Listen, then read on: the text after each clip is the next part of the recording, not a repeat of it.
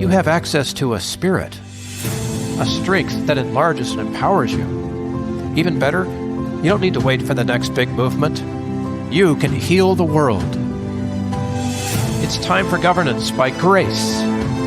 Welcome to Gracearchy with Jim Babka. Hey, my friend, as you can tell, it's a bright, sunshiny day here in the Democratic Socialist Republic of California. Steve, I hope people can take that with the good cheer in which it's attended. Oh my gosh, yeah, we pay more to the federal government than we get back by $81 billion. And we help Texas, who gets $71 billion more from the federal government than California does. But that's just an interesting factoid. All right, state welfare now. State welfare.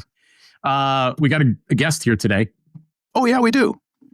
Doug Stuart, who is with Libertarian Christian Institute. I'm a big fan of theirs. I've been on their programs. I've been on his program, which we'll put in the show link for people to see.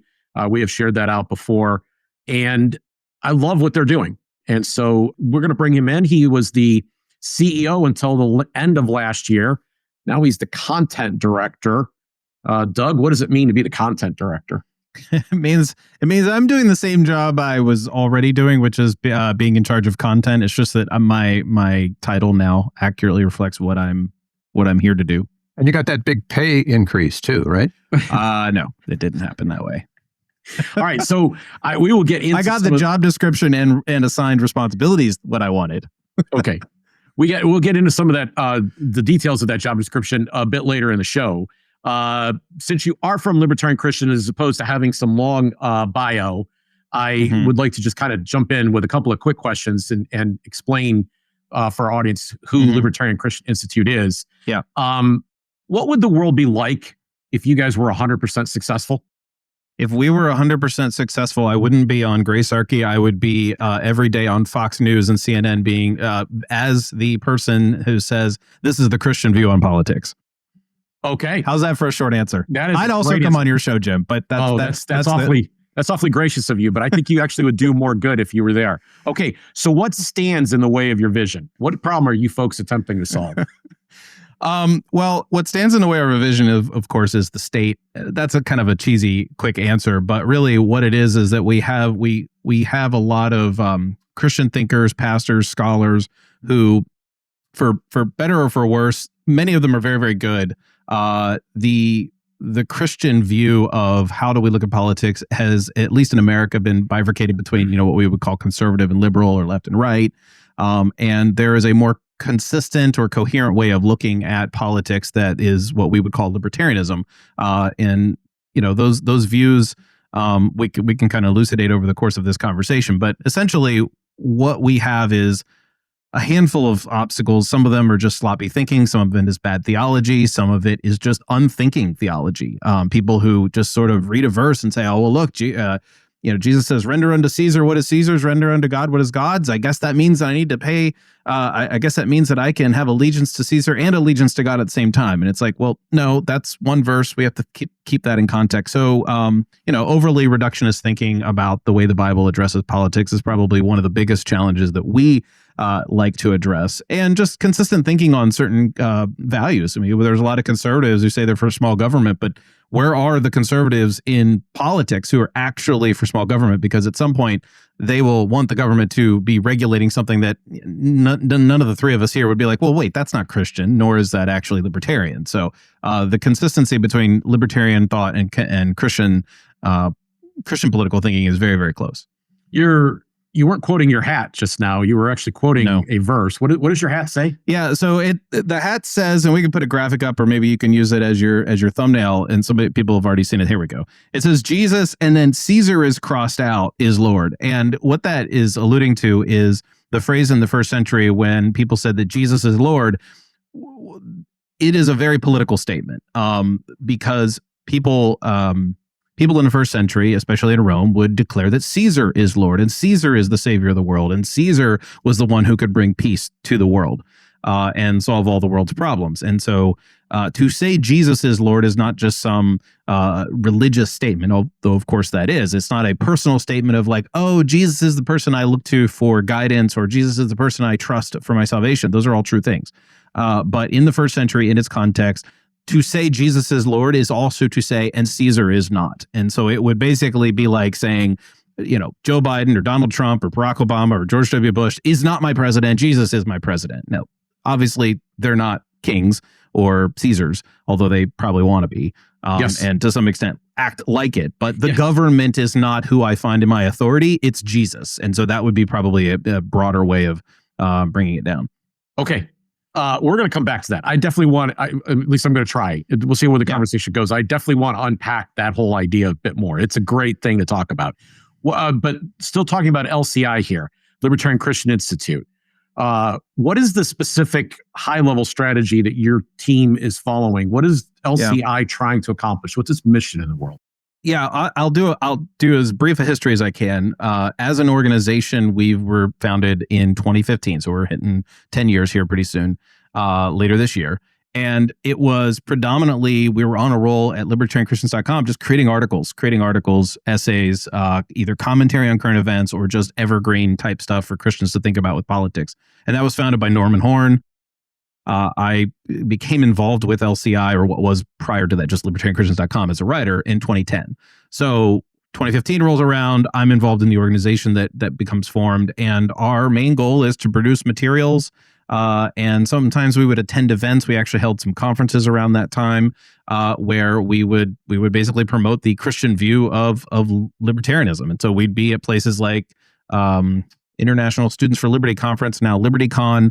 We would hold breakout sessions, and we would be part of panels. And so we would promote a view of libertarianism explicitly from a Christian point of view. So I think our website says that we're making the Christian case for a free society. And so that's the high level view. What we have done over the past few years is we have, I wouldn't say shifted as in we're getting rid of the essays and articles and evergreen material, but we are also focusing heavily on media production, podcasts predominantly. And in just last year and into this year, we're really doubling down on videos.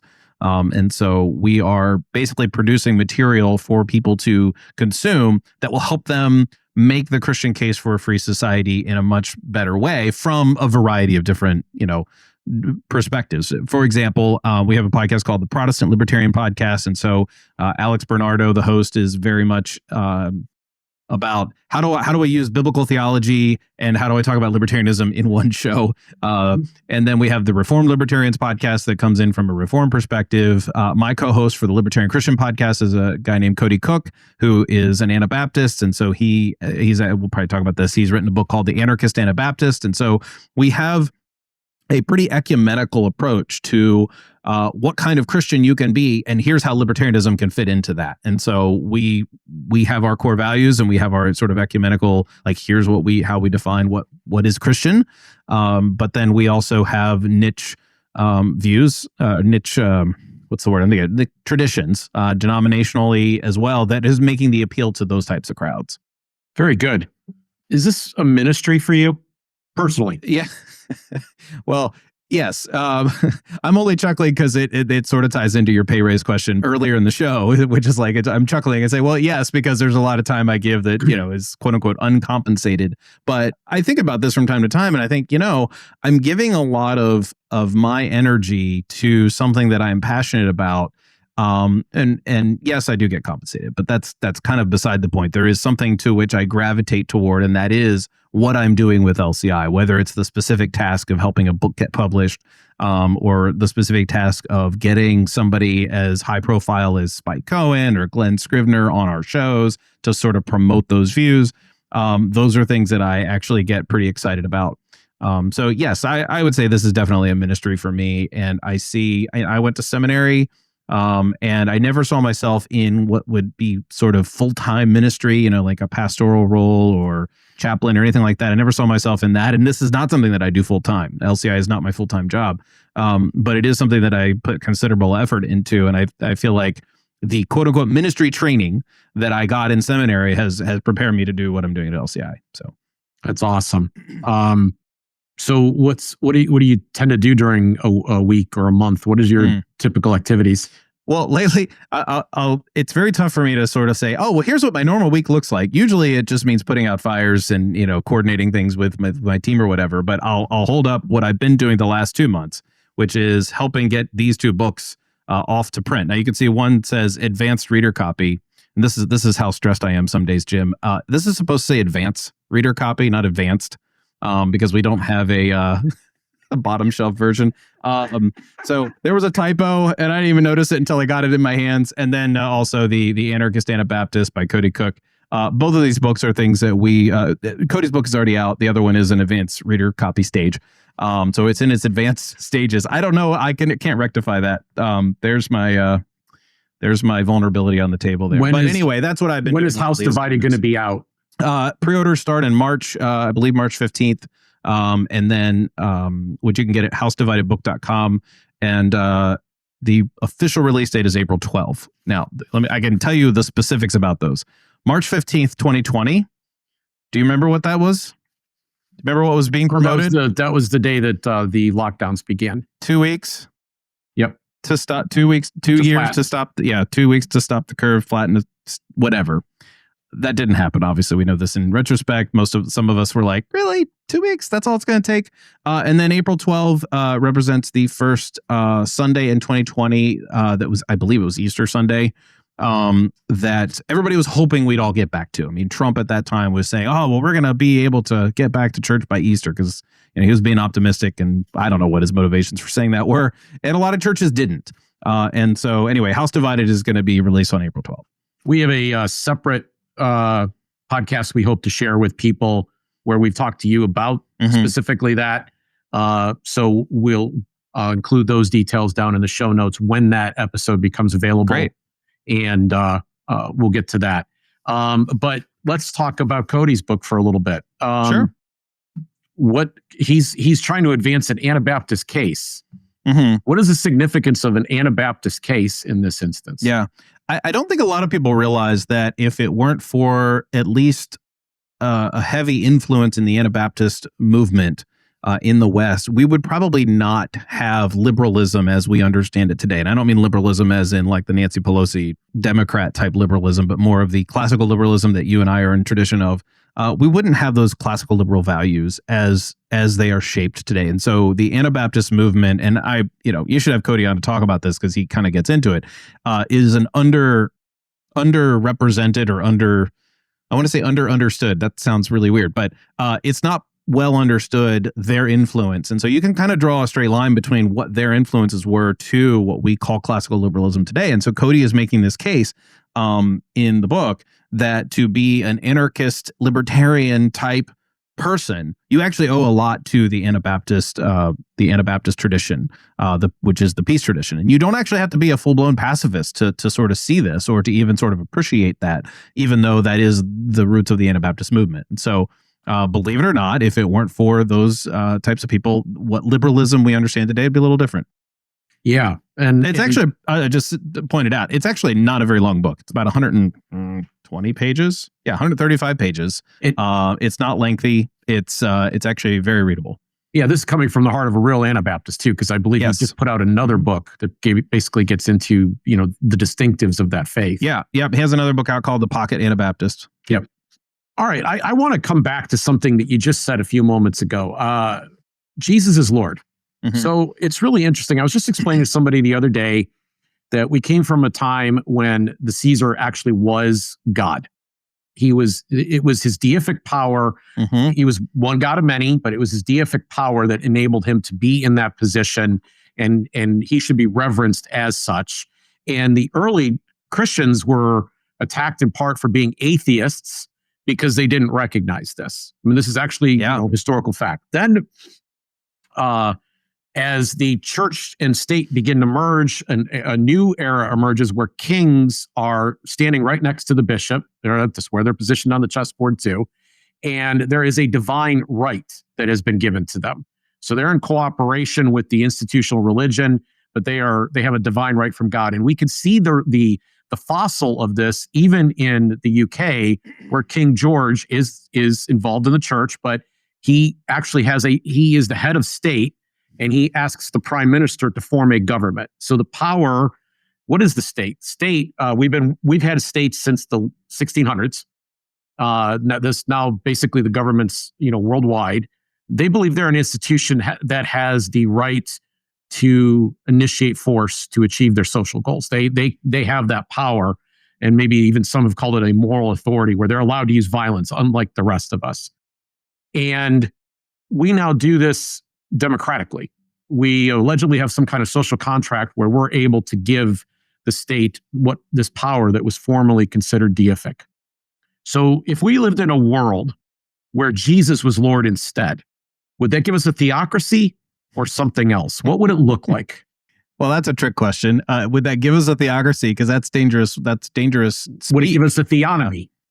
No, it wouldn't give us a theonomy. Okay. I wouldn't do that because, or I wouldn't think it would, because what that requires is a different type of forced governance. For those of us in the cheap seats, theonomy is...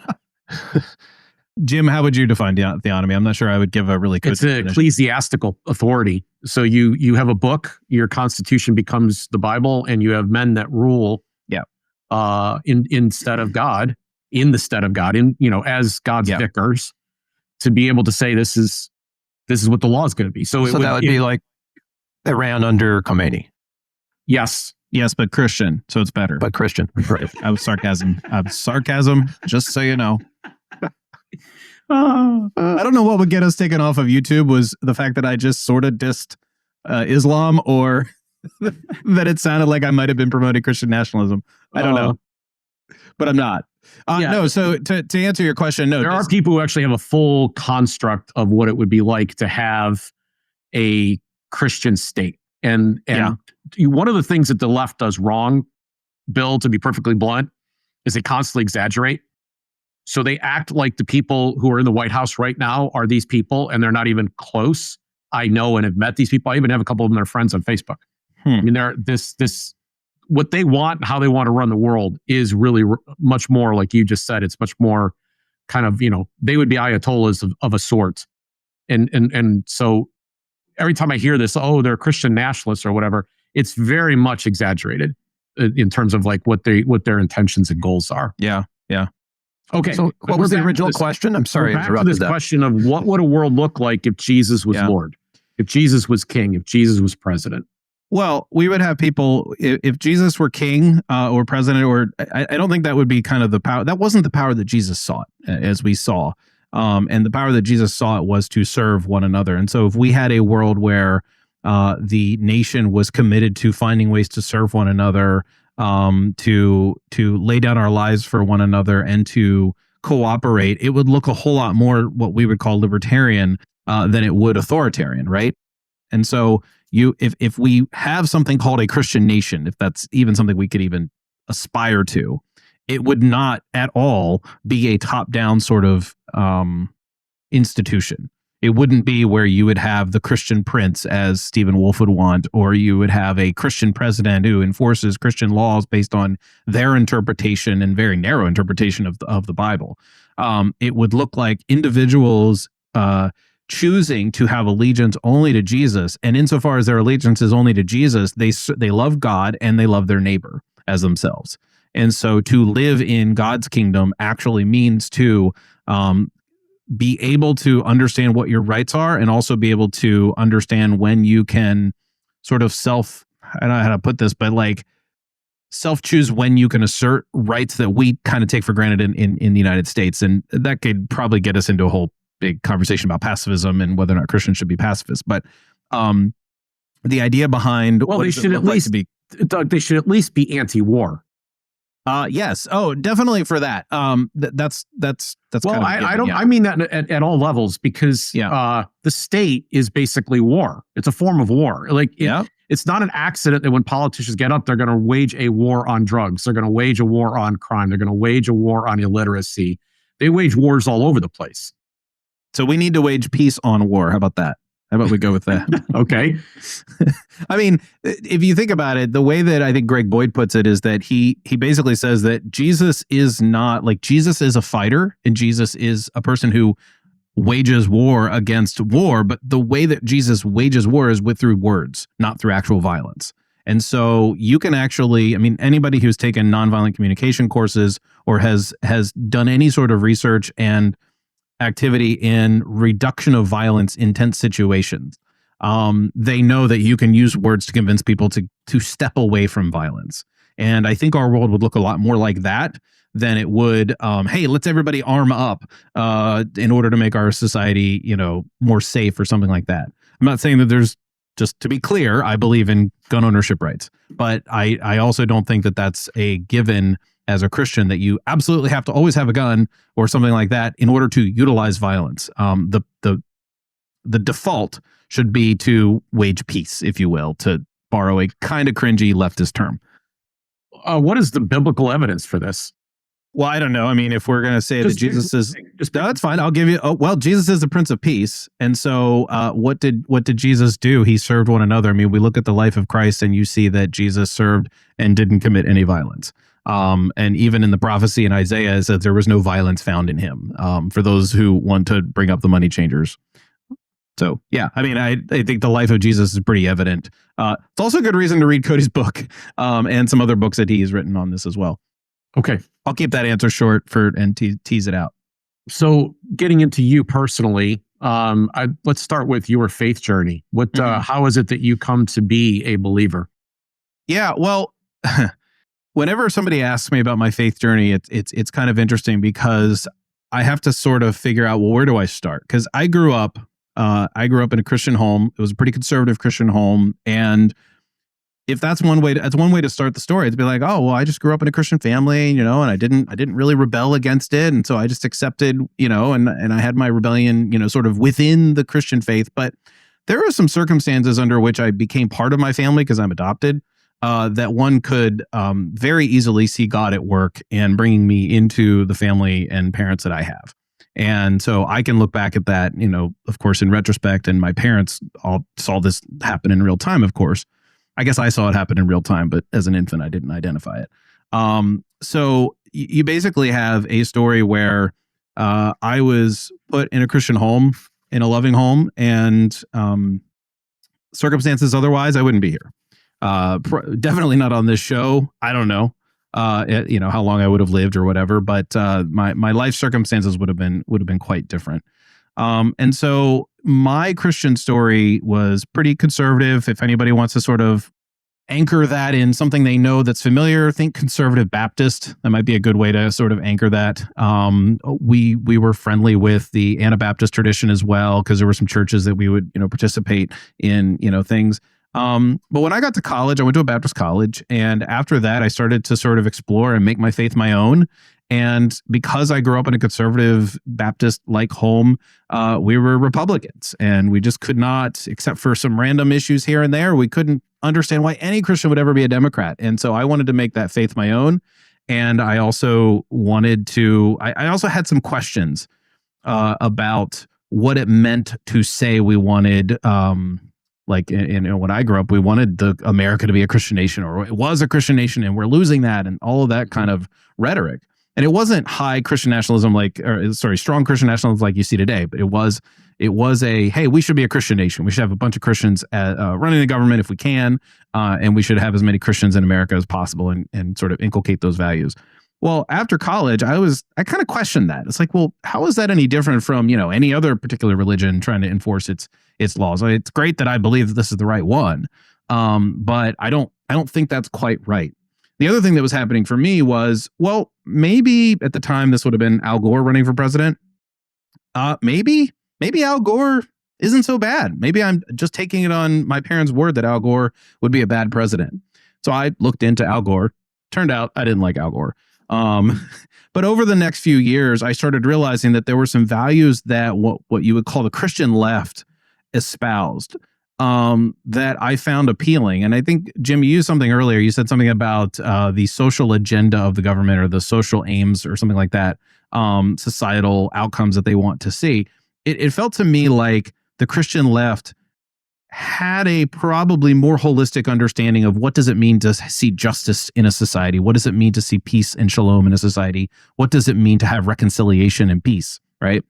And so I looked at that and I was like, oh, this is so great. And I'm reading the theologies behind it and so forth. But every time I came up against, and that's why we need to have universal basic income, or that's why we need to, make abortion legal because of whatever, or that's why we need to, and at the time I wasn't anti-war, but that's why we need to bring the troops home, those kinds of things. And so all of those things led me to realize that, well, their political solution is just sort of the mirror side of the conservatives. They want, and now I would say that basically the Christian left wants a Christian nation. They just don't want to call it that because that's too gauche, right? Everybody on the left right now that's railing against Trump is saying, well, the Christians, they don't read their Bible, and clearly Trump's not acting like a Christian. I'm like, well, do you want him to? Because if he did, would you say great, or would you say, there's Christian nationalism? Oh, it drives me. It's probably the thing that drives me the craziest. Donald Trump, sorry, I'm going to do a little aside here for a second. Donald Trump could wake up tomorrow morning and say that Jesus spoke to him in a dream last night and said that this nation needs to be a Christian nation, and then outlines the leftists' agenda and explains verse by verse in a way that would be wrong, why America needs to become a progressive Christian nation. And they wouldn't care. They'd be like, yay, we get to enforce our values on the country and make this is like, They wouldn't be against it. They would not see the irony in that. And you and I obviously do. So in any case, I came to realize during that search within the first 5 years after college that the left did not have the answers either. I was listening to Glenn Beck at the time, and he kept saying this phrase, I'm a libertarian at heart. I don't know if I'd heard the word libertarian before. Maybe I had and didn't really pay too much attention to it. And because I knew the only libertarian that he would have on to talk about the economy was Ron Paul, that's kind of where I started when I realized that if I want to understand a Christian view of politics, I also have to understand economics a bit. And right. So that's where that's kind of where I got off that train of, oh, yay, good social values, good. These are good outcomes we should aim for. Wait a second, taxing the rich doesn't seem to be the right move. Well, but why not? I didn't have an answer. And so economics was the next logical step in my disciplesship. Okay, so you've got a Christian journey that's the Christian part of Libertarian Christian Institute. Yeah. I guess we're kind of working in reverse here. You've explained some of the Institute. Now you've explained some of your Christianity. Now, I guess the next part is your libertarianism. Yeah. Well, at that point, becoming a libertarian was relatively easy. And to be honest, I mean, it was late 2008 that Norman registered libertarianchristians.com. It's possible I could have registered it 5 months prior if I'd beat him to it or something, and maybe it wouldn't have even become today what it has become. But both of us had a similar journey. We didn't know each other. Both of us had a similar journey as we were coming of age and coming into our own as young adults at that time. And so let's see, that would have been 2008-ish. Okay. And forming my opinion in a more consistent way was what I was all about at that time. And I was writing blog posts and things like that. And then I wanted to work with Norman on libertarianchristians.com because we shared a common goal. And that's kind of where things went from there. And put these two things together. How do they, you've kind of laid some of this out in your testimony up to this point, but how do these things fit together? I mean, you're to devote your time to getting these two ideas advanced in unison must mean that there's something special that you think happens when when you mix this peanut butter and chocolate, so to speak. Yeah. I think it's weird. That's an interesting way to introduce that sort of pairing, because what was coming up for me is what shouldn't be paired together, right? So I have these goals that I would like to see. I want people to, live at peace with one another. I want certain, call it social justice outcomes. Like I would like to see a world where we didn't think about race because people were actually not racist, right? Whatever that means, just take that for the best possible definition you could come up with. We don't want racism. We don't want anti-Semitism. We don't want all kinds of isms that are sort of bad relationally for people in society. Well, how do we get that? Well, it's not through affirmative action. It's not through those things. And the conservatives would want to say, well, we need to outlaw this or outlaw that. So there's a list of vices that conservatives traditionally have been like, well, no, those need to be illegal. And the left just wants the same thing. They just want to make it illegal for people to make $1 an hour or something like that, whatever below minimum wage would be at any given point, right? And so to me, there was no difference. And so to me, to think about this from a Christian perspective is to say, well, hang on, I can't make you do this. Every time I think, oh man, we should just have something in society that sort of is an institution or some sort of regulation or some sort of whatever. It's just like, well, wait, who am I to say that that's how people ought to live in the sense of I'm going to use the government, I'm going to use the state to make them live that way. Because I'd already bought into the idea that, well, if somebody wants to do something like smoke marijuana, who am I to say that they shouldn't do that in the privacy of their own home or, with friends, whatever the case may be. And the same thing, like, who am I to tell a CEO or who am I to tell a small business owner that they have to pay a certain amount?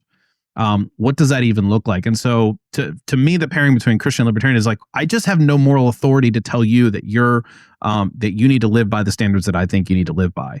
And also, the other thing is, the state doesn't get a special dispensation, a special pass to utilize violence when I don't myself. I can't go, Jim and I can't fly to Bill's place and say, hey, Bill, we're going to impose a tax on your property. And you're gonna be like, but for what? And we're like, oh, well, we're going to build a sidewalk around your property so you can enjoy it. I don't want this. Well, no, you have to, because we're going to, traditional pull out our guns and say, Bill, you have to pay us, which is, I guess, extortion in that particular scenario. But I don't think I have the moral authority to do that, or even the moral authority to do that with Jim together and with Jim and Bill to go to some other person's property and do that. So, the internal contradictions of conservatism and progressivism were becoming apparent to me, and still are. Did you have a question, Bill? Well, I was thinking about it because Doug, I'm listening to your journey, mm-hmm. and I'm also playing in my mind at the same time, sort of like as a movie. If you could put two movies on the screen, where I was coming from. And it's interesting to listen to you because you've crystallized for me a lot of the things that I wish I'd crystallized for myself in that process. The really curious thing, and the reason I was sort of pausing on that, is that this is not a goal-based thing. Like, there isn't a moment where you say, and now it's here. This is a highly individual journey. Yeah. That while yours and mine are similar, and what I know about Jim's is somewhat, so it's not a one-size-fits-all. Yes, I agree. I think what is unique about the Libertarian Christian Institute is that we do not try to create a one-size-fits-all hat or whatever you want way of being libertarian. I mean, we have our core values, like I said earlier. We also have ways in which we want to set parameters under what we consider Christian. But we're not going to say, well, if you don't believe in, I'm going to pick on our Reformed brethren because this is somewhat of an inside joke in our LCI team, but if you don't understand covenant theology, you really can't be a libertarian. Like, that's not the approach that we take. Or if you don't understand the Anabaptist tradition, well, you're not a consistent libertarian. We don't make that kind of case. You can become a libertarian and be an Anabaptist and be a Reformed person and be a Pentecostal and be a Catholic and be an Eastern Orthodox. I mean, we make friends and we are friendly with all those types that we believe you can make consistent expression of your political thought from virtually any Christian tradition. That feels good to me. Contemplative Christian here. Yeah. So, yeah. More in the Richard Rohr tradition, I guess you could say. Yeah. Than anything else. It would be funny because if I had a conversation with Richard Rohr, because I'm fairly familiar with his stuff. It's been a few years since I've actually consumed it, but I'm pretty familiar with it. If I had a conversation with Richard Rohr, he probably wouldn't like libertarianism very much. But again, I would go back to the consistent ethic of Christian political thought. That phrase is a phrase that's been around with LCI for over a decade. And to consistently express your thought as a Christian, you need to know that if you are, for somebody like Richard Rohr, if you're a true pacifist, then you're going to be insanely skeptical of government. You might find that there is civil governance that needs to happen, and you might have room for that in your theology, but you're going to be extremely cynical of federal government. You're not going to eschew this, let's get rid of the Department of Education. It's not going to be a thing for you because you believe in something different. You believe that the people are going to be able to find ways to do this peacefully. So you're not pacifist enough, I would say to all my Anabaptist friends, if you're not a libertarian. That would be kind of my sort of cheeky what's the word, clickbait way of saying something to them. Can we riff on Rohr for a second? Because I've been curious. I'll try. Go ahead. No. It's he's the one who sort of posited this, but other people have asked too. When you consider yourself just as an individual, do you feel like more of a prophet or more of a mystic? I would say more of a prophet. It's funny. I was just having this conversation with a left-leaning friend of mine, close friend of mine. He actually went to seminary with me, and we're very close friends. And his style of understanding political engagement is very NPR, just very calm, talk it out, that kind of, prairie home companion, I guess. I don't know. I don't want to make fun of that, because that all has its place. And I tend to like the rah-rah, Soho Forum argument debate, the kind of conversations that we're having, the ones that tend to get a little heated. And part of that, I was reflecting on that, because there's nothing inherently better about mine or inherently better about his.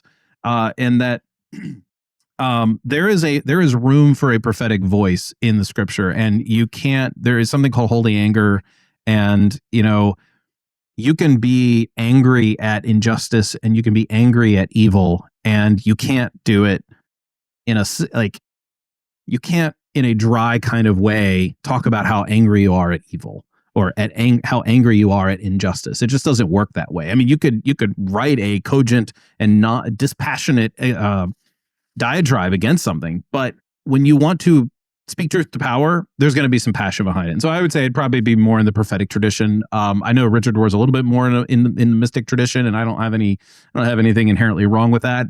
It doesn't appeal to me as much as I thought it would as I was exploring some of those things. Yeah, so that hat is bulletproof. I just want to say, because we're talking to somebody with a thick skin here, right? You're ready for that. Yeah. No. Doug, I know that we've had the ability to have some conversations off to the side here. It should be the case that if you bring Christians together, it would actually increase peace. And I'm not sure that we could say that the influence of people participating in Christian thought in our country has actually increased peace. I think it may have actually done exactly the opposite. What do you say to that? I think it depends on how those Christians are behaving, because I think this is kind of part of the obstacles, right? Where you have Christians who are willing to use state power to get what to sort of achieve their ends, and I think that's part of the problem. Okay, but you're obviously, if you have a mission to put together libertarian Christians, you think it's probably significant, right? If we could bring more Christians together who actually had an ethic, like yes, it was a priority of peace. Yep. Yes, I think part of the problem is that we're a little bit too tribal, and I tend to fall into this a little bit sometimes. I get passionate about certain things and and sort of am okay with certain things. Like it's hard not right now, at least in spirit, get passionate about Doge, right? At the same time, when you step back a bit, you realize that there is something going on there that isn't necessarily, maybe there's a little bit more of it than perhaps other times. There's nothing consistent ethic about it, right?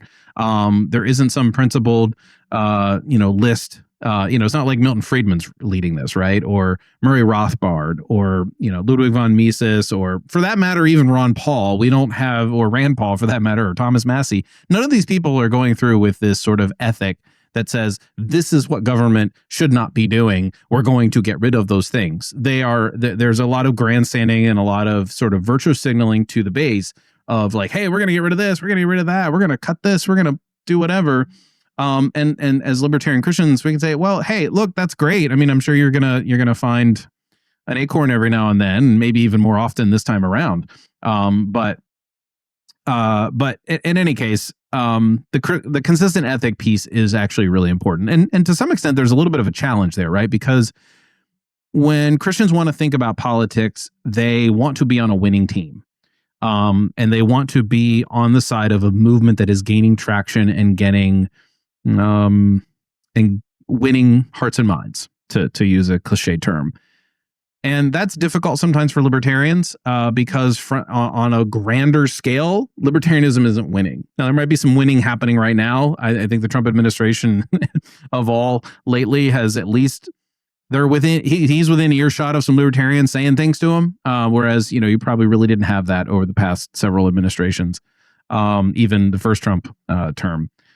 So there's a lot, there's some things to be possibly excited about there, but the consistent ethic is really what we're after, because once you have that, then you can look at something and identify the problems with it, and also either be hopeful or, constructively critical of those things. And if there were enough libertarians, that things would begin to change. So it's like important that we have these conversations.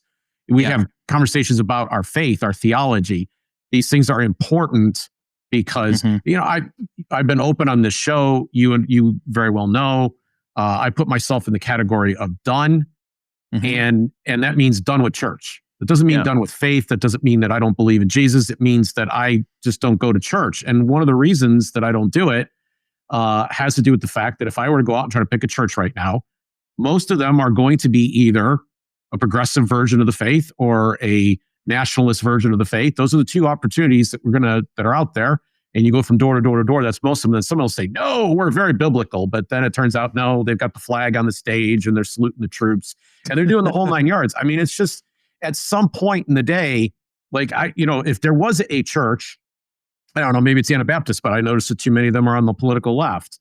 If there was some kind of gathering of people who really wanted to recognize that there was a kingdom message for now, and if that kingdom message was now and Jesus was Lord, then the war ends. And I'm talking about all of them once again. All these wars go away. There becomes, a friend of mine, Max Borders, who I know you've had on your show as well, writes a column he calls the underthrow. I love this term. Term. It connotates a form of service that is subversive in nature, right? Or a refusal of violence that is subversive in nature. That says, you may want to do wrong, but I won't participate in wrong. You may punish me for not participating in wrong, and I will take that punishment.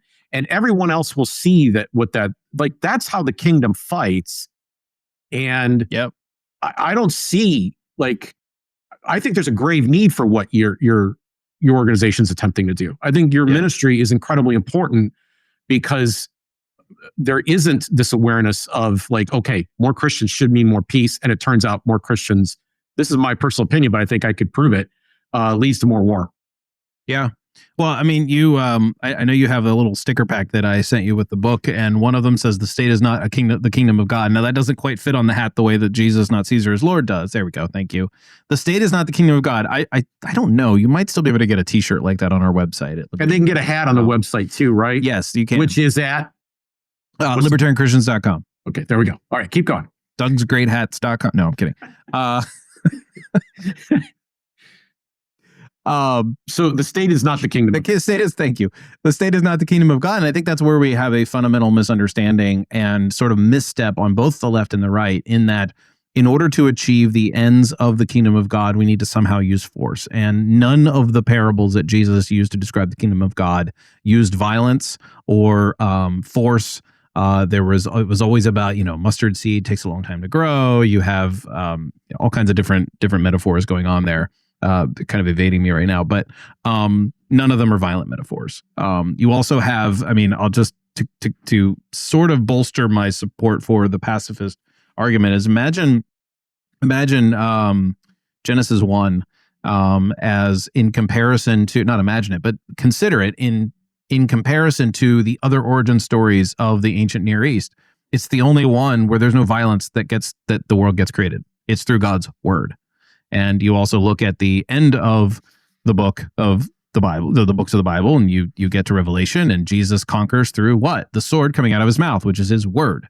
And so you have, in some sense, I wouldn't, this is more of a sort of supporting argument than it is a primary, but you have the whole Bible bookended and central, I guess you could say, if you think of the Gospels as central, on the idea that in order to achieve peace, in order to achieve the ends of God's purpose and of shalom on earth, you are not going to use violence. You're going to avoid it at all costs.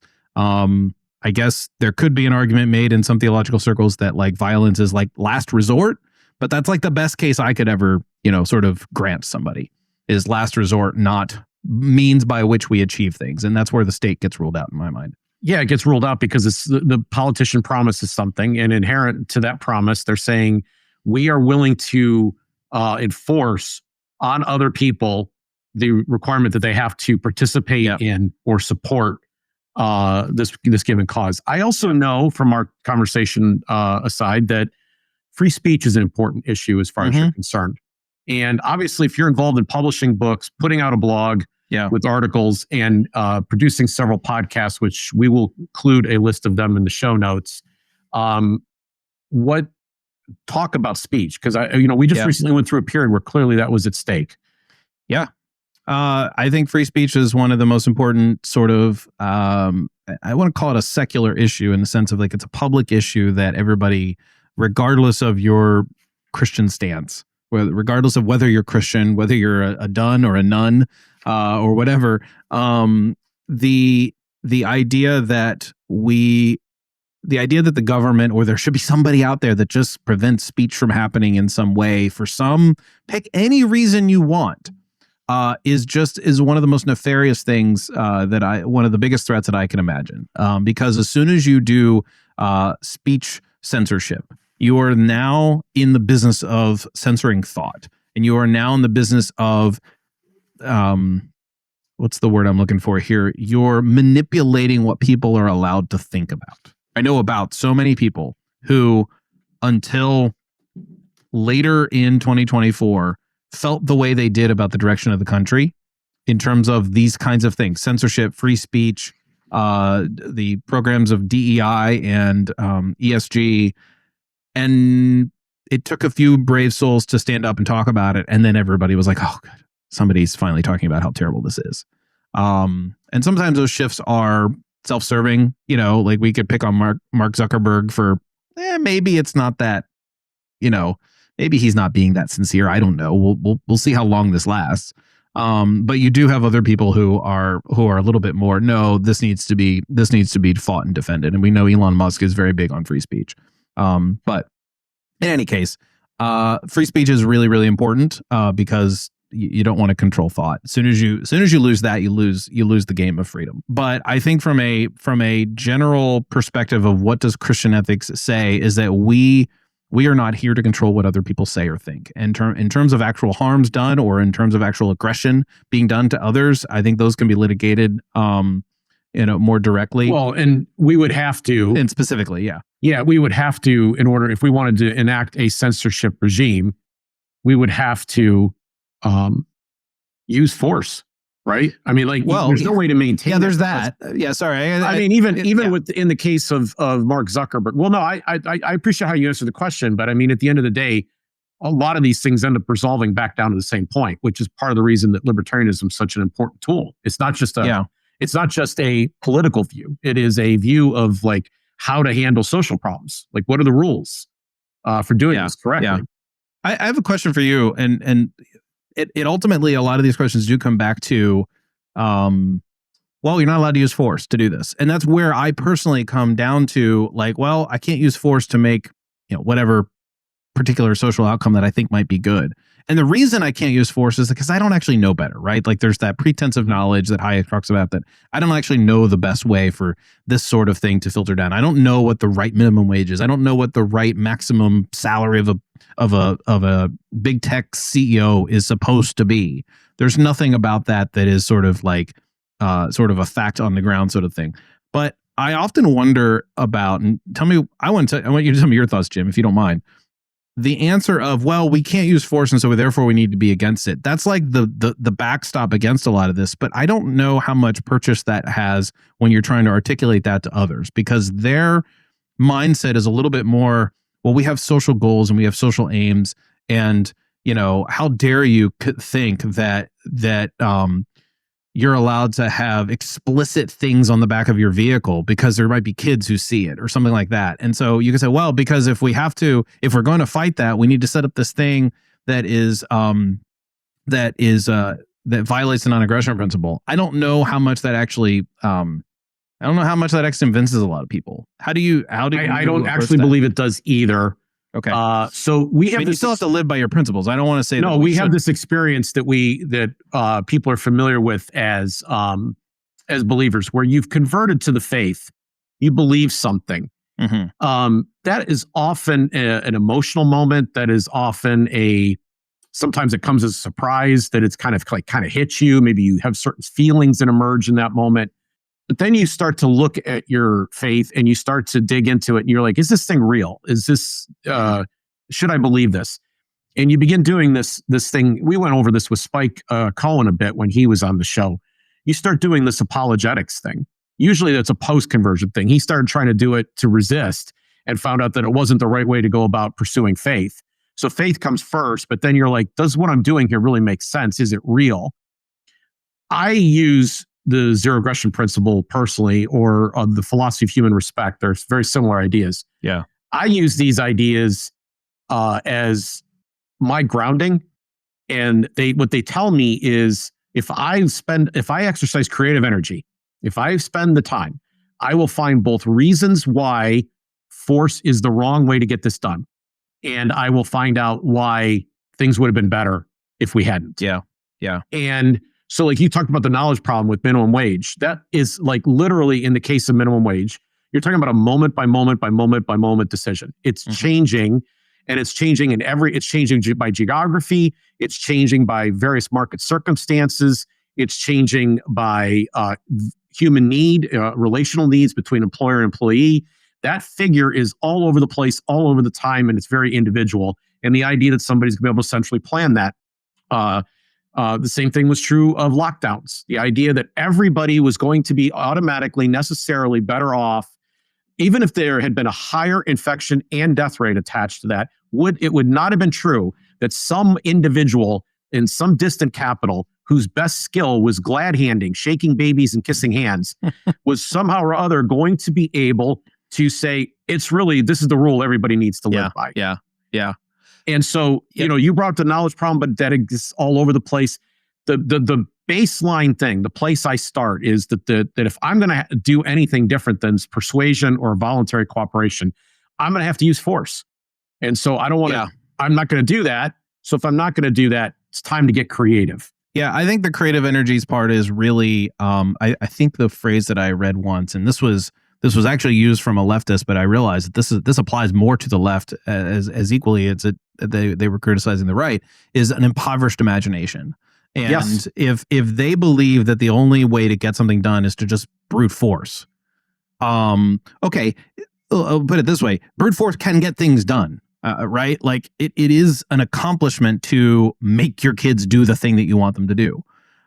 But did you make them want to do this out of like, hey, I'm contributing to the family, think of taking the trash out or doing some sort of chore that they often don't want to do? I mean, you can make your kids do it, but you can also make them feel like part of something non-violently, so to speak, in a way that like makes them want to help. So, for example, to bring up pacifism and guns for a moment, there is that phrase that the NRA likes to say, the only way to stop a bad guy with a gun is a good guy with a gun. It's like, well, yeah, in the moment, but what about all the potential support that a 100% Christian nation, if we had a whole bunch of Christians in the nation, right? A lot of them, and they were serving one another and they were staying connected to what would be an outcast individual who has mental troubles or is on too many, more meds than RFK Jr. would allow, right?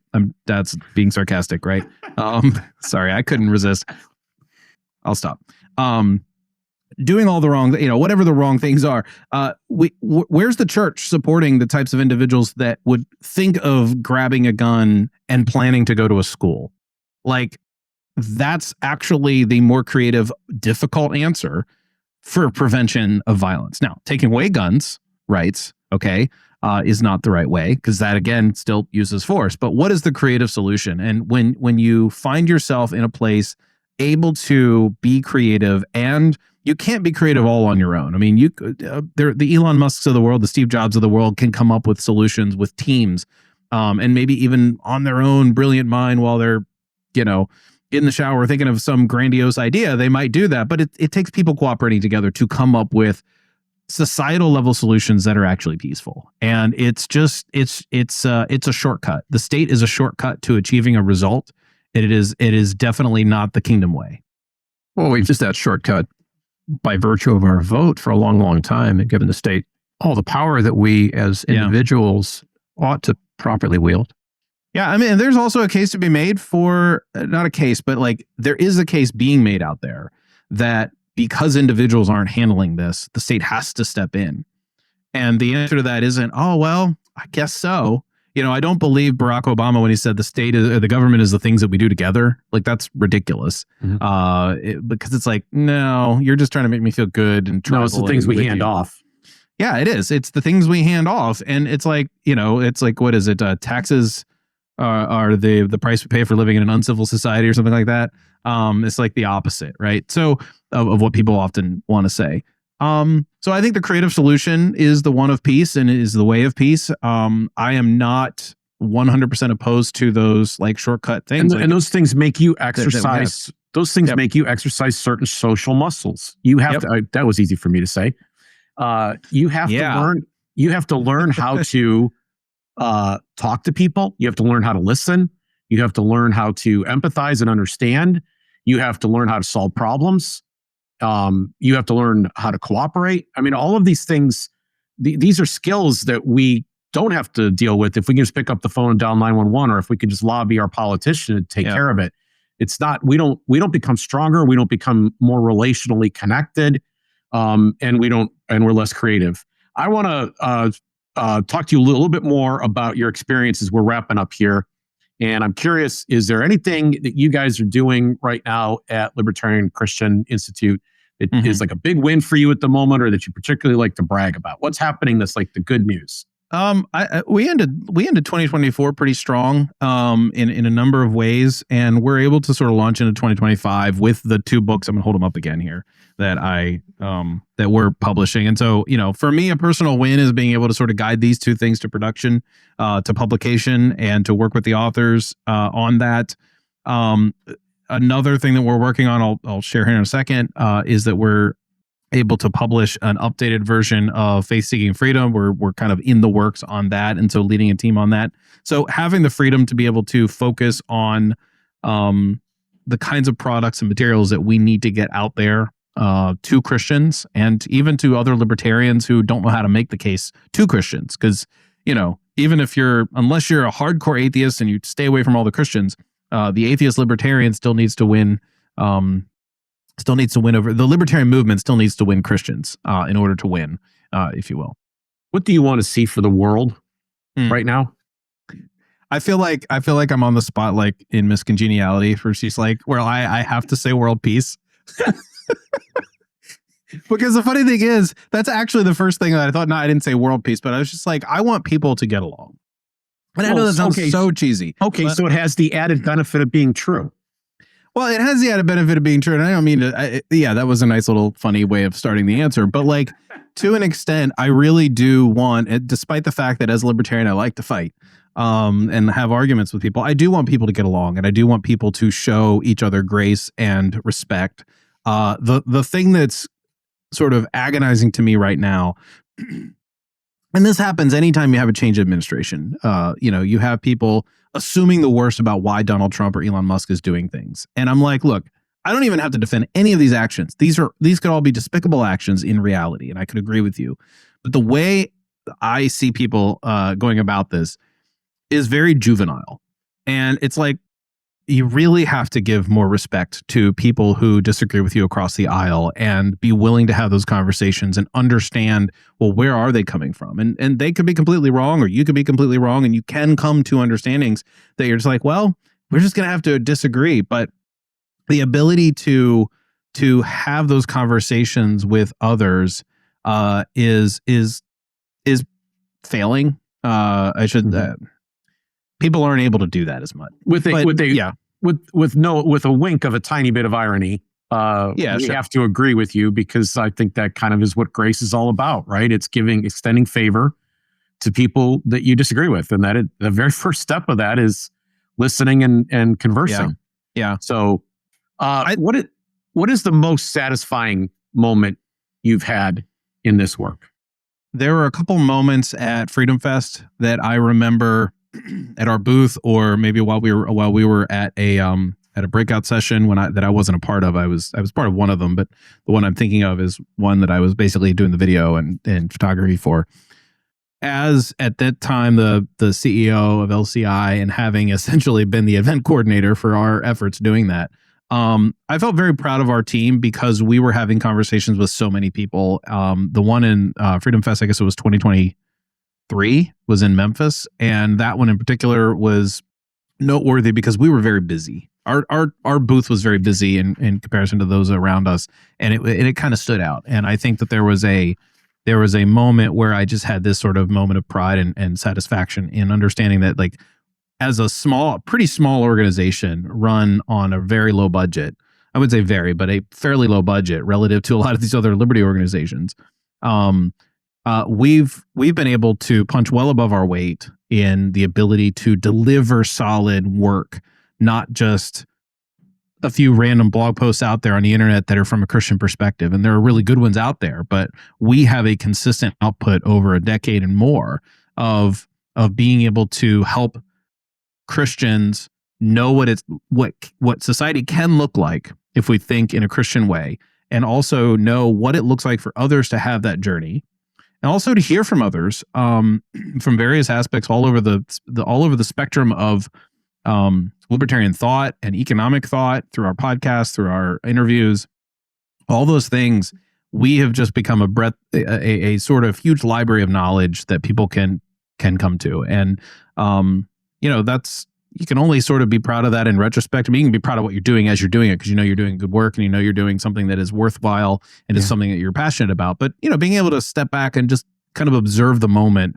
I think that moment at Freedom Fest was probably that one, because it involved the people that were doing the work. We were not all of us from the team, but there was a big part of us. We're all there in one spot, doing the work, talking to people, doing the interviews, convincing people. Some of them were arguing with the Atheists for Liberty people, and also having good conversations, arguing in a good way is what I mean. So anyway, that's my moment. Very good. What is the airspeed velocity of an unladen swallow? Gosh, I should have been prepared for this. Purple, 42. That's it. Oh, so this a little fun we had from our prep for the show. It's very hard being a guest and not knowing what the questions are going to be in advance. Yeah. How that one I should have seen coming. You should have seen that one coming. How do people get involved with the Libertarian Christian Institute? What are the points of entry, and what happens when they do? Yeah. So, I mean, first thing I would say, I'm gonna say the cliche, like and subscribe us on YouTube. Like that's one way of doing it. We work on a lot of what we produce is volunteer basis. And so we rely heavily on people to go to our website, libertarianchristians.com, and read and share. Go to our YouTube page, which you can get to from our website.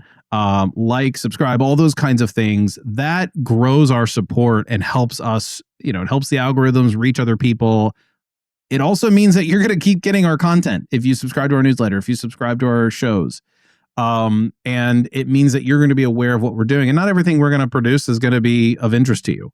We're doing book clubs where we're reading a book and we're discussing it together. And there's a book that we just started our book club last night on the art of biblical narrative. And it's a little bit more dense, a little bit more scholarly. And there's other books that we do. And some of these aren't going to hit everybody the right way.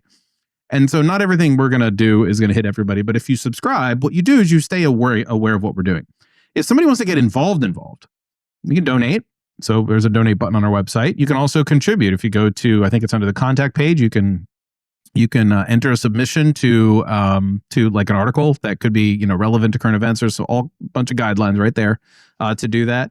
You can email me as well. I mean, if you just want to chat with me or, any one of us, you can, any of the shows or whatever, you can send us an email on our contact page, and we'll start conversations with you if you just have some questions, that kind of thing. Right now, I would be remiss if I didn't say go buy one of the books. Well, of course, House Divided is not quite out yet. So we have House Divided, Anarchist Anabaptist, Faith Seeking Freedom. These I have another one. It's called Strangers with Candy. If you go to our website, you'll see the books. It's a little bit more of like a basic economics book. I should have had it here and be prepared. It's nice and pink, big pink color, really bright. Buy our books. That's a simple way to get something in return for supporting what we do. Books are not that expensive to produce, so when we sell them, we do pretty well, and you get something. And your hats and other. Yes, swag. the swag we don't push super strongly, but every time somebody sees them, you stand out. Well, we've been pretty strategic with what we choose to do for merch, because we want people to stand out. We don't want to just sort of cheapen it by just being like, here's a bunch of merch. So, but it also stands out to be a conversation starter, right? Mm-hmm. Yep. What's a conversation like when somebody sees the hat or one of your other objects? You know what? Norman Horn is the best person for this because he wears his LCI stuff when he goes to Panera Bread to do work remotely. Yeah. I work from home. When I do wear this at church, like church events that wearing a hat would be okay. I get nothing. I don't know if people don't want to argue with me or if they already know where I stand and they're like, whatever. But you should have Norman on to talk about that because he's had some crazy conversations with people who noticed his shirt, went online, actually bought the shirt, like seriously. So, he's a better person to ask for that, but I actually don't have. So one outcome of wearing the shirt or wearing the hat is people that leave you alone. Somebody's likely to come along and buy another one. Yeah, now they're true. sharing it out. Somehow they just leave me alone. I don't know if it's me or the shirt, so it's probably me. Is it you? It's probably me.